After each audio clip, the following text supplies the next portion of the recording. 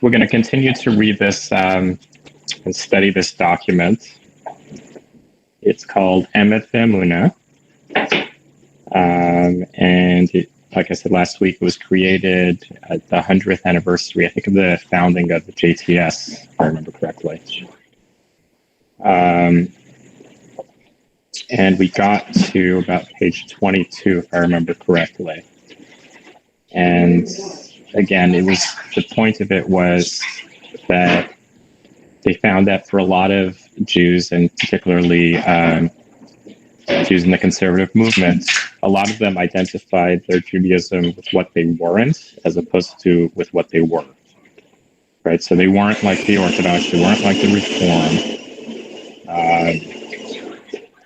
that sort of thing.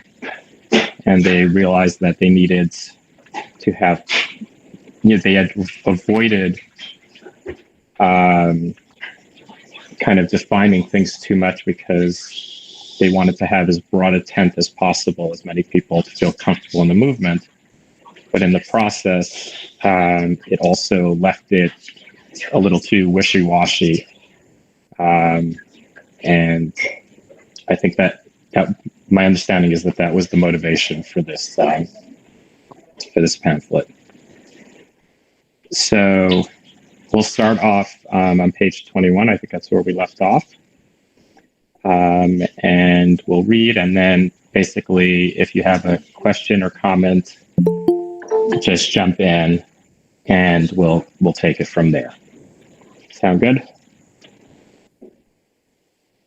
All right, everybody's on mute. Perfect. Okay. Does somebody want to start reading?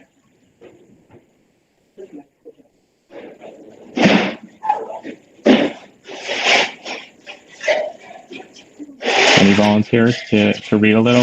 We'll just trade off. I will. It's Shelley. All right, go for it. Can you see it clearly? Yeah. Or do you need me to make it a little bigger? You good? No, it's fine. I can make it bigger myself. Halacha, Jewish law, the indispensability of halacha. Halacha consists of the norms taught by the Jewish tradition, how one is to live as a Jew. Most Jewish norms are embodied in the laws of the Bible and the rabbinic interpretation and expansion over the centuries, but some take the form of customs, and others derive from the ethical ideals which inform the laws and customs and extend beyond them. Lifnim mishurat hadin. Since each age requires new interpretations and applications of the received norms, halacha is an ongoing process. It is thus both an ancient tradition rooted in the experience and tests of our ancestors and a contemporary way of life, giving value, shape, and direction to our lives.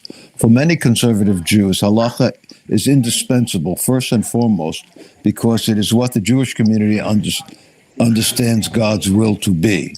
Moreover, it is a concrete expression of our ongoing encounter with God.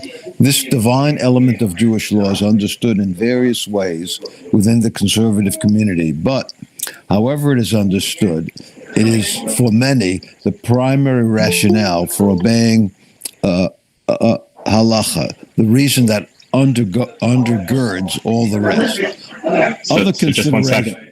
Yeah. Charlie, just 1 second. So one of the challenges that we have with a lot of these terms is that there isn't necessarily always agreement on the parameters and definition of a term.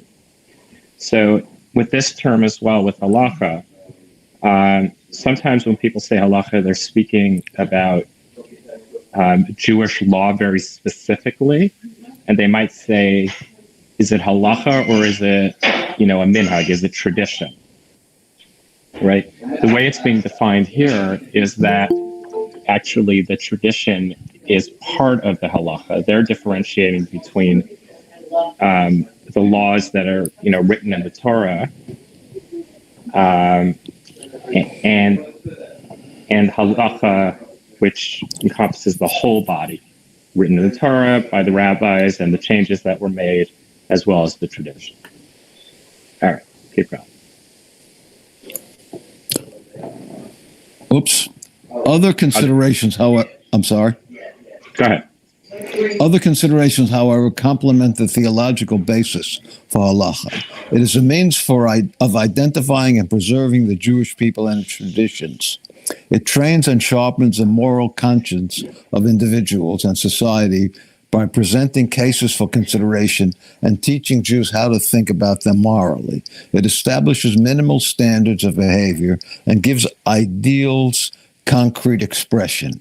In addition to shaping the content of moral standards in these ways, halacha helps to motivate obedience to them, not as in generations past through legal enforcement, except in some measure in Israel, but by establishing a set of goals which has both divine and social authority. Halacha thus establishes a structure of rules to govern human interactions. Halacha shapes our relationship to God. It affords us symbols by which we together can learn and express piety and the study of sacred texts. The religious basis of halacha makes it a far more comprehensive guide for life than any secular system of rules. Ultimately, as the prayer book reminds us twice each day, halacha is God's gift to us, an expression of God's love. Similarly, our adherence to halacha is an act of love for God on our part. It is, in fact, the primary way in which God and the Jewish people exhibit their love for each other. For all these reasons, halacha, in its developing form, is an indispensable element of a traditional Judaism which is vital and modern. Halacha is not the entirety of our Jewish identity. Judaism includes the ethical and theological reflections embodied in its law, agada, a history, a commitment to a specific land and language, art, music, literature, and more. Judaism is indeed a civilization in the fullest sense of the term, but halacha is fundamental to that civilization. All right. So basically, there's a lot of words here, but I think one way to sum it up is halacha is the in a romantic relationship, one way of showing love might be buying flowers or saying I love you or whatever it is. The argument here is that in our relationship with God in Judaism, one way of expressing, or a significant way of expressing that relationship, is following the halacha, is the actions, and that the actions speak louder than words. And I know that we had talked about the civilization part before, whether that's a good description of Judaism or not. Obviously, here they're making the argument that it is. All right. Somebody else want to take over?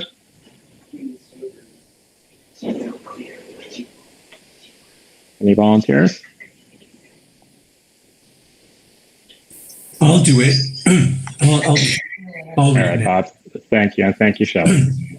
Sure. Tradition and development in halacha. The sanctity and authority of halacha attaches to the body of the law, not to each law separately. For throughout Jewish history, halacha has been subject to change. Reverence for the tradition and concern for its continuity prevented rash revision of the law, but Jewish practice was modified from time to time. Most often, new interpretation or application of existing precedents produced the needed development, but sometimes new ordinances were necessary. Sometimes, as in the education of girls and the creation of the Simchat Torah festival, the changes occurred first in the conduct of the rabbis or the people, and only then were confirmed in law. The rabbis of the Mishnah, the Talmud, and the Midrash recognized that changes had occurred and that they themselves were instituting them. They took pains to justify the legitimacy of rabbis in each generation applying the law in new ways to meet the demands of the time. They pointed out that the Torah itself requires such judicial activity, a mandate which they interpreted broadly to include at times even outright revisions of the law. Each individual cannot be empowered to make changes in the law, for that would undermine its authority and coherence. Only the rabbinic leaders of the community, because of their knowledge of the content, aims, and methods of halakha, are authorized by Jewish tradition to make the necessary changes, although they must keep the customs and needs of the community in mind as they deliberate. We in the conservative community are committed to carrying on the rabbinic tradition of preserving and enhancing halakha by making appropriate changes in it through rabbinic decision. This flows from our conviction that halakha is indispensable for each age. As in the past, the nature and number of adjustments of the law will vary with the degree of change and the environment in which Jews live. The rapid technological and social change of our time, as well as new ethical insights and goals, have required new interpretations and applications of halakha to keep it vital for our lives. More adjustments will undoubtedly be necessary in the future. These include additions to the received tradition to deal with new circumstances, and in some cases, modifications of the corpus of halakha. So I'm just going to jump in for a second here. So it's interesting, the examples that they used of changes were pretty Parav examples, right? They used women, where is it? Women studying Torah. Simchas Torah and the education of women. Right. Compared to changes that have been made since then. And, interestingly, we know that this pamphlet was also made in the height of the debate of whether women should be admitted into the rabbinical school and ordained as rabbis, which was a much bigger deal, as well as, for instance, driving on Shabbat to shul. But they chose to use these really powerful examples, maybe because they wanted to just keep it really simple. Mm-hmm. I mean, and now the education of girls, even in ultra-Orthodox, is becoming more. Certainly in modern Orthodox, they're allowed to learn Talmud, which was a taboo. It's just interesting to see, the times that things are written in. Just like with the Talmud and the Torah, we have to look at the context, similar to this pamphlet as well. All right, where were we? While change is both a traditional and a necessary part of halakha, we, like our ancestors, are not committed to change for its own sake.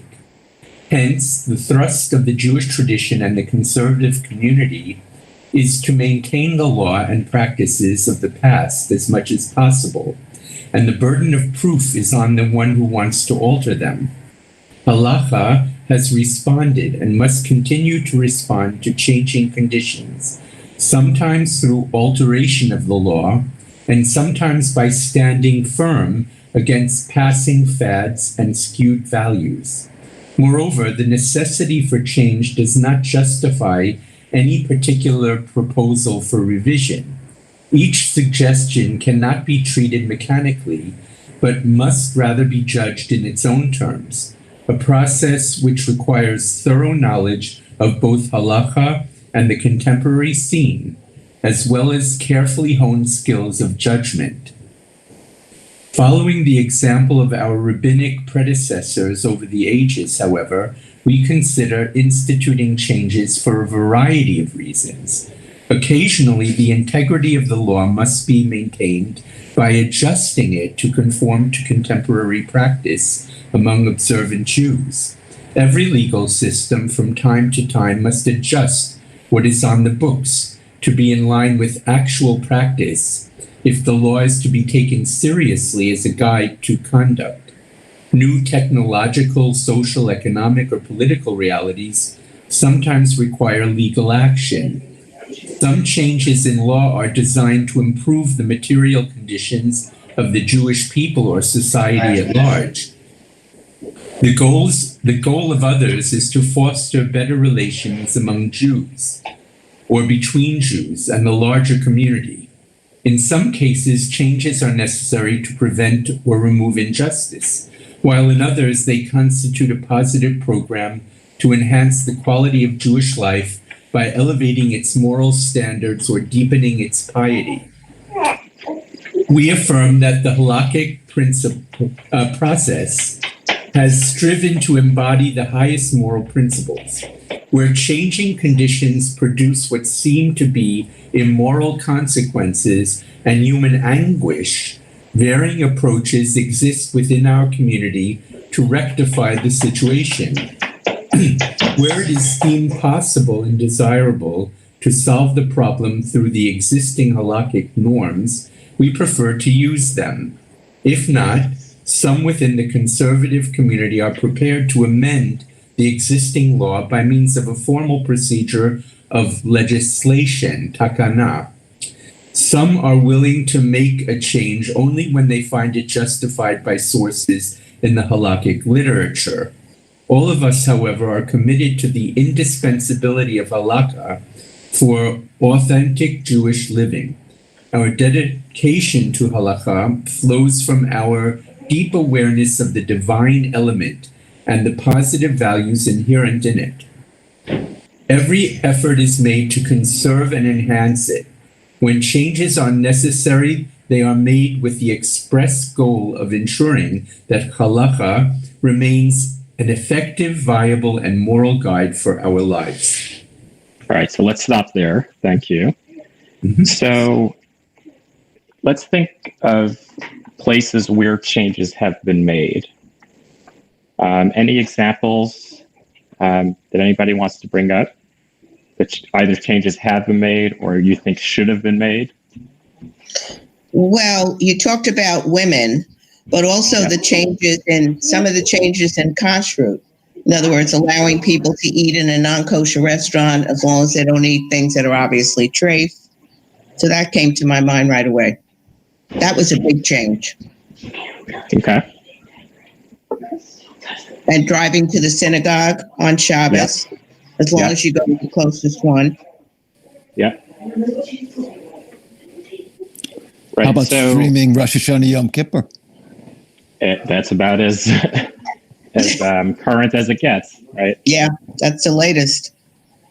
Yeah, I mean, one of the things I think about is some of these, what you might call loopholes or, workarounds or things like that. And some of them seem, on the face of it, seem pretty ridiculous. It's like, why don't you just change the law? Why are you making this whole legal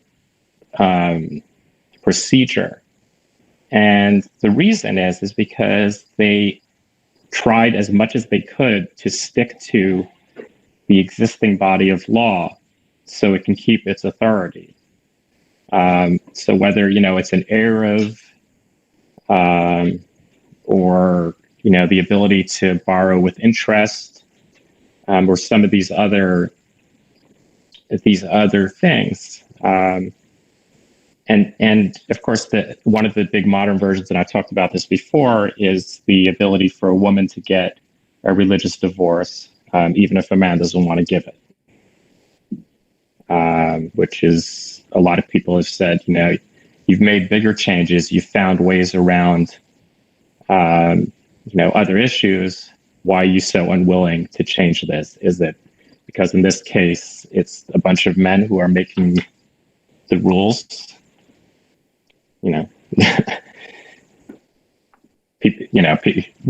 People's motivations are not always available to us, but it's certainly an interesting one.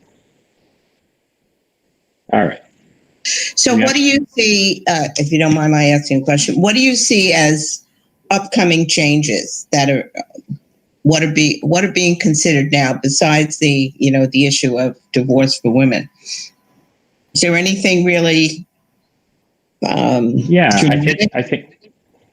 think the issue of live streaming, for example, if we get a second wave or something like that, some people that might have been reluctant before might re-examine it. What's the current position on same-sex marriage in the conservative movement? That's a good one. Yeah, so the conservative movement allows it. They make some modification in terms of the language, which most people don't even realize. They just see a chuppah and they see two men or two women. But yeah, and I'm sure I wasn't involved when it happened, but I'm sure that was controversial too for political as well as that people struggling with what changes are reasonable and necessary versus going too far. So would you say that? And so No, I was just going to say about interfaith marriage. Is that pretty much the final frontier? Like way off since the I think Reformed have adopted it. Yeah, that's certainly one that there's that keeps coming up because a lot of rabbis say it's happening anyway. So let's try to work with it and keep those people in the fold instead of the old strategy of just saying you're going so far beyond the pale, we don't want to have anything to do with it. And often in that process, that person says, well, you know what, I don't want to have anything. Where are we where are we as far as accepting the father being Jewish as enough for the children to be Jewish, even if the mother isn't? So far the conservative movement has been unwilling to allow that. And it's, the reform position is a pretty interesting one and often misunderstood one, because officially their position is not just automatic, it also requires, there was a caveat put in that it requires them, to live a Jewish life and to, a certain positive interaction and not just an automatic. That just because the father is Jewish, that makes you Jewish. Because the Reform movement embraced the idea of the religion being more separate from the Jewish people. Right? Traditionally, the peoplehood incorporated the religion as well as the cultural. And the Reform movement separates them as much as possible, which makes it more tricky. Right? Because, we know tons of people who identify strongly as Jewish, but who may not practice any of the religion. For the Reform, that's problematic, even though realistically plenty of people who might identify as Reform do exactly that. Does that answer the question?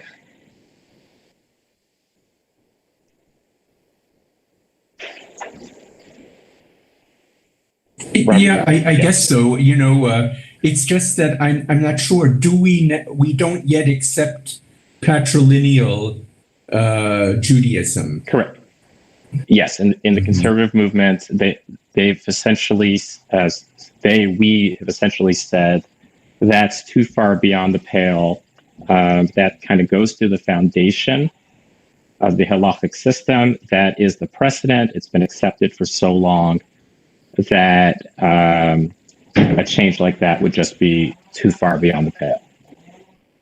Will that change in 20 years? I don't know. The only problem is that we lose a lot of people by not accepting it. Absolutely. Right. So with that, as well as with intermarriage, yeah. And that's the push and pull of this process. How many changes and how we go about changes. The flip side is if we just change every time we're afraid of losing people, it might become unrecognizable to the point where it just becomes a new religion. It was a little bit, I wanted to say, break out a second about Fiddler in the Roof when he when his daughter intermarries, and he says, "How much can I bend?" And he just can't anymore. It just reminds me of that scene. You know, it was a brutal scene then, and I remember many years ago, just my mother's friend married somebody who was Greek in those days, like in the 20s, and her whole life, all we called her was Anna the Greek. I never knew their last name. I mean, I was a kid, and he was the loveliest guy. He was invited to everything, but it was just a thing that just never happened. So things change. And, you know, that's my little take on it. Nobody sat shiva for her, but it was still a traumatic experience for her family. I remember that. Right. And realistically, I think most conservative Jews and even most conservative rabbis embrace people who are intermarried and and bend over backwards and do everything they can so that people feel comfortable and we're not alienating and offending people. But officially, that's the position. All right. Just where are these?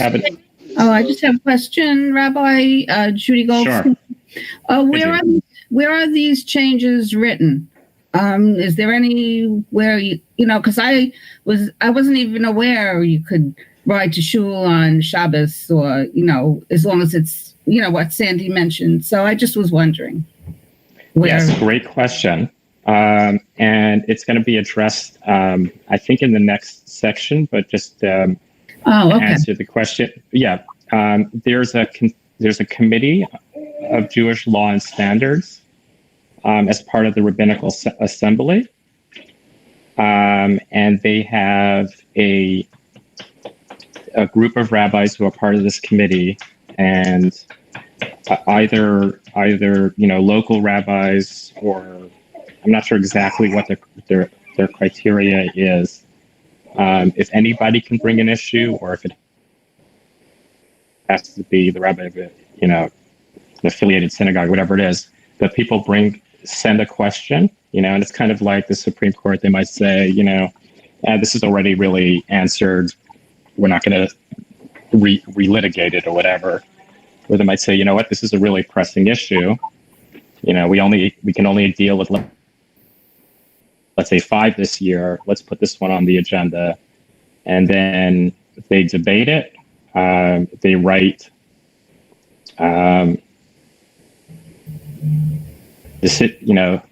they come to a decision. Often they don't all agree. So there's often another paper written by those that don't agree. But it can be found at the Rabbinical Assembly. And if you just Google the Committee on Law and Standards, you can find a lot of it. But I think it'll spell out some of that here. Okay, thank you. You have a volunteer for the next one? You got it. Judy, you want to read it while we're at it? All right. The next section? If you can make it bigger, I would really appreciate it. I don't know how to do that, and it's for you. Thank you. How's Good. That's perfect. Okay. Authority for making decisions in halakha. The conservative method of arriving at halakhic decisions reflects our interest in pluralism and also exhibits the trait characteristic of conservative Judaism, the melding of the traditional with the modern. The rich tradition which we possess depends upon the scholarship, integrity, and piety of our leadership and laity. For religious guidance, the conservative movement looks to the scholars of the Jewish Theological Seminary of America and other institutions of higher learning.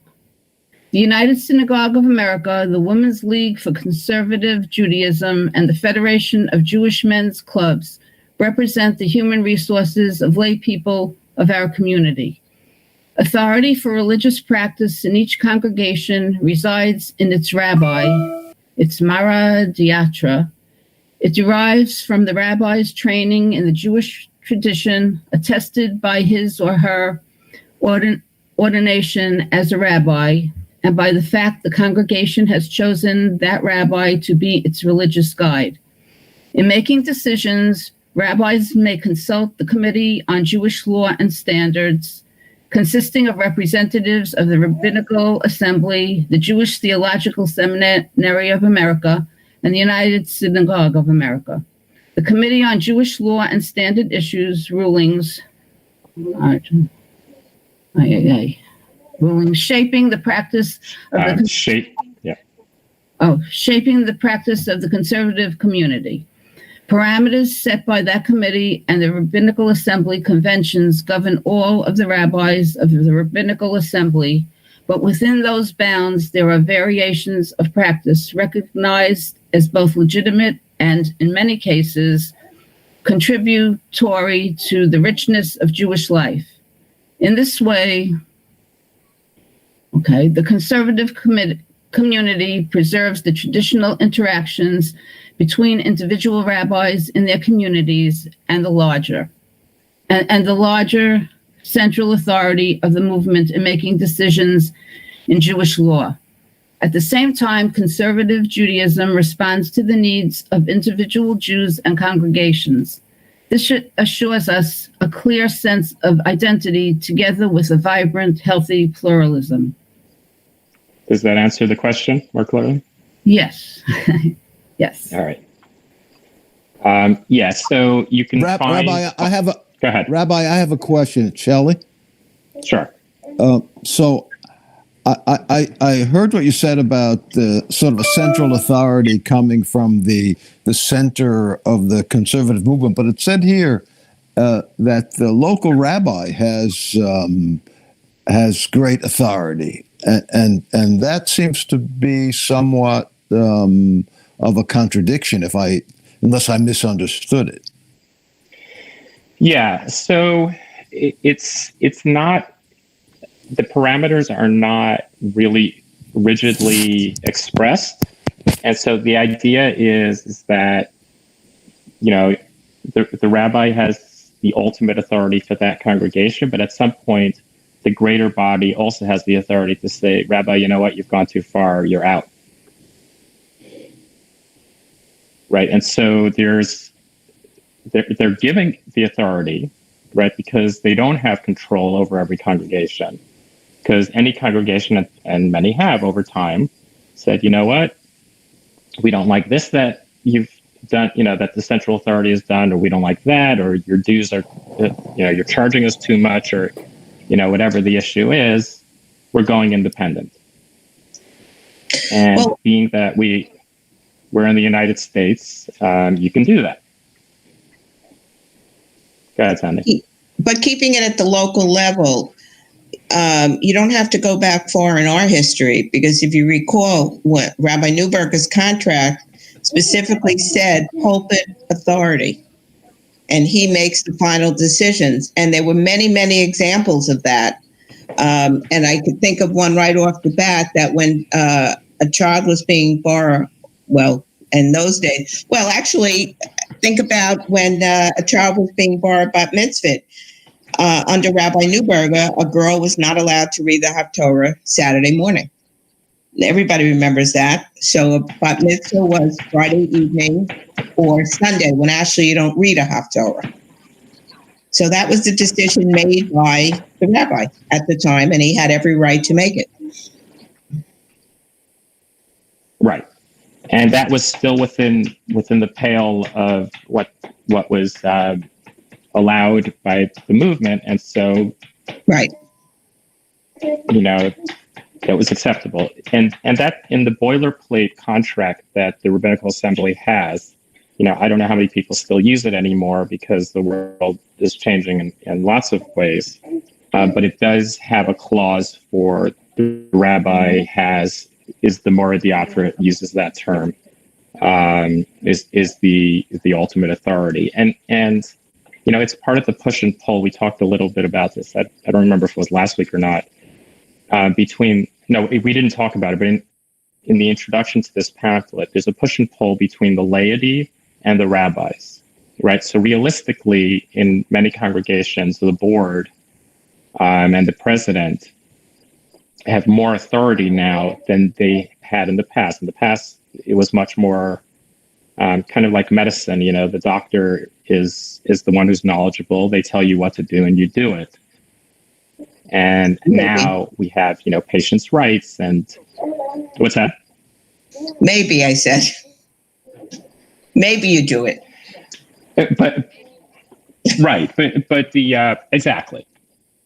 But the point being is that there's the balance is I think more even. And just another example, which I think is very pertinent, when Rabbi Neuberger was the rabbi, only men were counted in the minyan. Now, after Rabbi Neuberger left, and we were either in between, I think we were in between rabbis and we're having trouble having 10 men on Friday evenings. Marvin was president at the time, and he made the decision to count women in the minyan, and it was never challenged and never overturned. So when we got Rabbi Kogan, for example. No, I think I was. Were you? No, I don't think you were there yet. Were you? No, I don't think so. Well, anyway. I think I was, but. Were you? Okay. Yeah. Either way, that's the example that comes to mind. Because there was a time in between rabbis that we were doing our own Dvar Torahs, and, you know, it was very much more congregational run. I seem to recall that, but of course I could be mistaken. But my point was that was a decision he made, only men. I mean, it was made before him, but he would not allow women to be counted in the minyan. Exactly. All right. So let's try to get one more section in. Do we have a volunteer to read?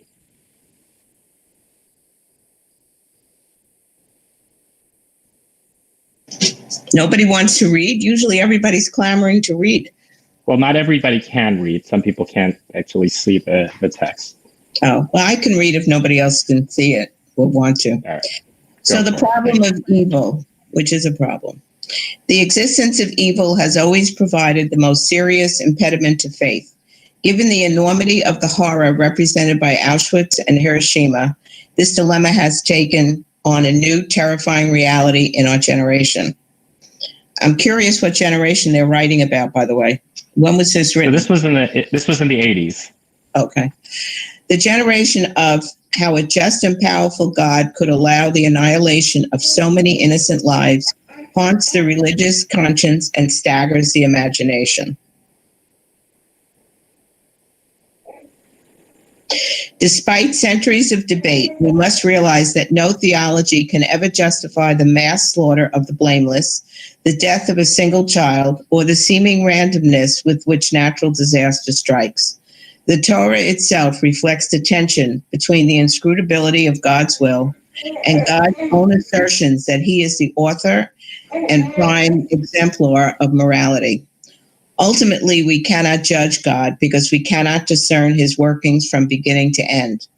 A discrepancy will always exist between our finite characterizations of God and his own infinite nature. Although we cannot always reconcile God's acts with our concept of a just God, we can seek to further our understanding of his ways. By creating human beings with free will, God, of necessity, limited his own future range of action. Without the real possibility of people making the wrong choice when confronted by good and evil, the entire concept of choice is meaningless.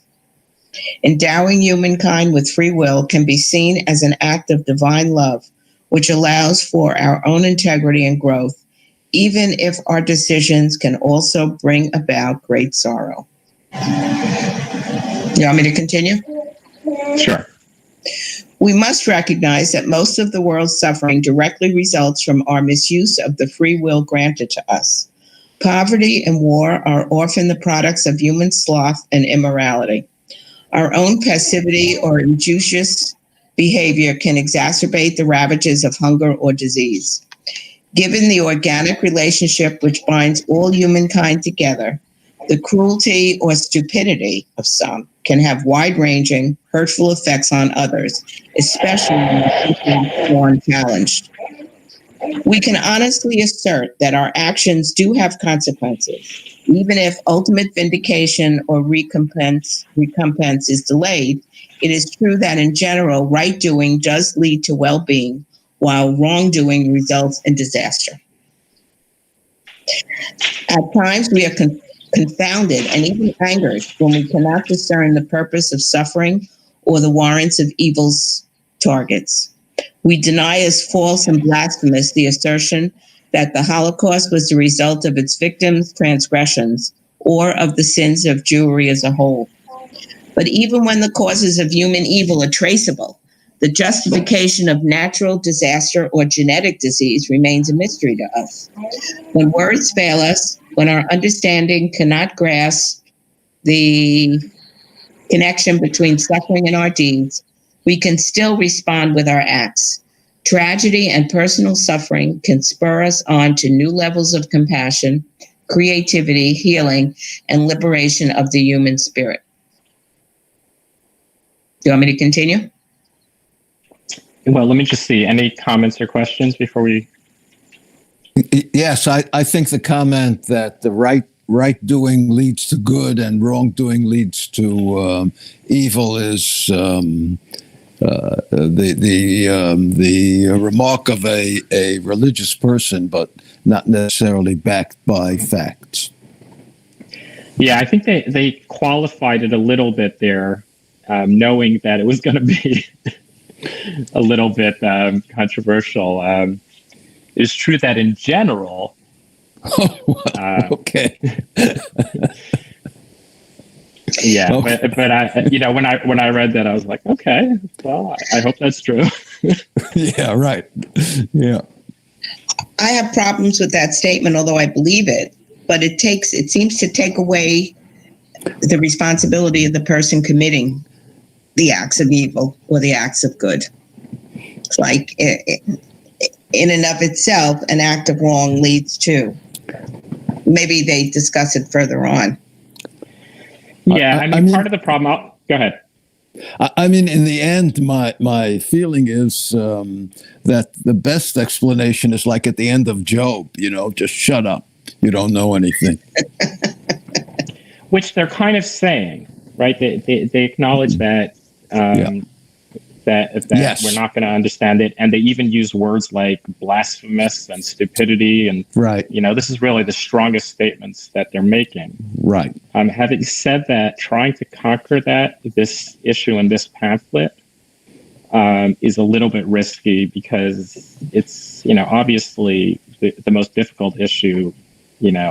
Thousands, right. if not hundreds of thousands of books have been written about it. Sure. So it probably would have been wise for them to give a little bit more of an intro to say that we're really not going to be able to cover this instead of making this attempt. I'm interested. I find it interesting that they bring up about genetics.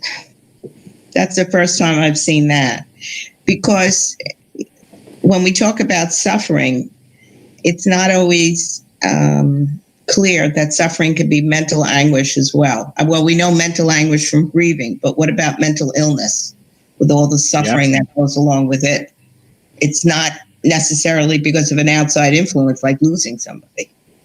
Right. And interestingly, they put sloth in there, which is a religious term for laziness.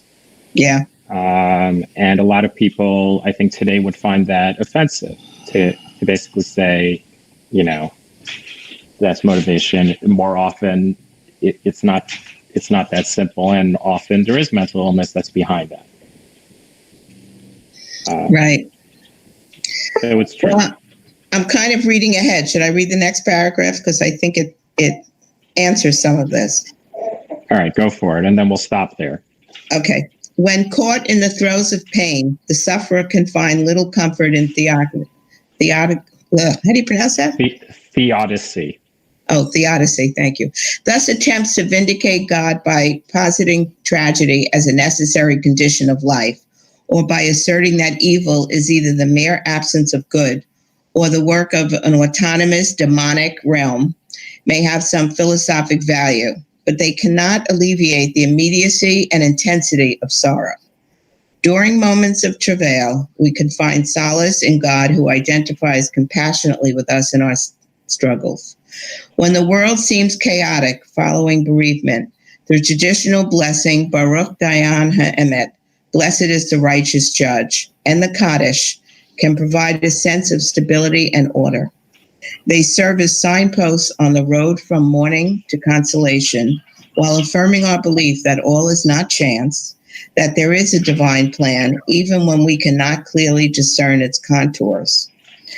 The image of Olam Haba, a hereafter, can offer hope that we will not be abandoned to the grave, that we will not suffer oblivion.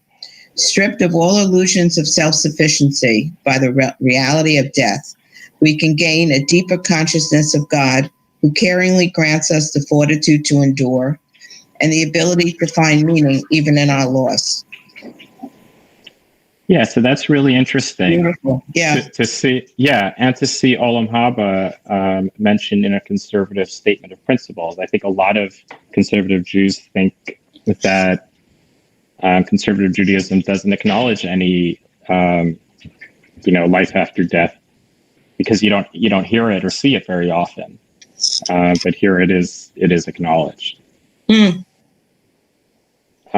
So we're going to stop here. And we're not going to have the class next week because, I'm getting ready for the high holidays. I'm going to have slichot and everything. It's just going to be too much. Rabbi, can I just interrupt? This pamphlet can be downloaded for free. Absolutely. So if you look at the URL, and I can post that to my Facebook page as well. I just have to remember to do it. It's a PDF. You can download it very easily.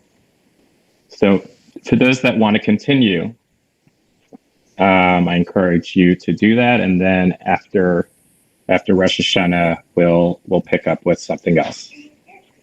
And next week, remember, we need help putting up the sukkah in the morning. So that's really important. And we have selichot in the evening at 8:30. And if anybody has a particular idea they'd like to suggest for part of the service or before the service, now's the time. Well, not the second, but certainly, send me or send the rabbi an email. And can I ask Rabbi and Dan to stay on for a few minutes? Sure. Okay. Thank you, Rabbi. So, my pleasure. And I realize it's Labor Day weekend, and